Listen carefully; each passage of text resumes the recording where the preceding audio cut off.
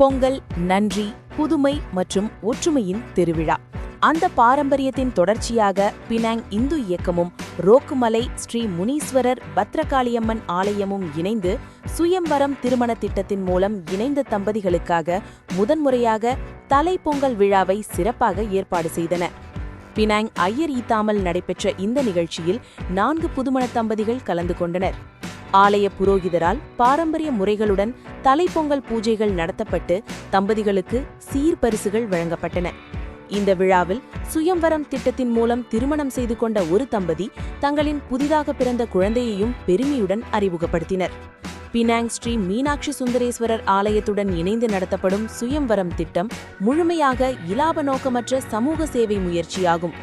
இதுவரை 10 தம்பதிகள் இத்திட்டத்தின் மூலம் வாழ்க்கை துணையை கண்டடைந்துள்ளனர். இந்த இனிய பொங்கல் திருநாளை முன்னிட்டு பினாங் இந்த இயக்கத்தின் தலைவர் டாட்டோ பி. முருகையா உலகம் முழுவதும் உள்ள தமிழர்களுக்கு இனிய பொங்கல் நல்வாழ்த்துக்களை தெரிவித்தார்.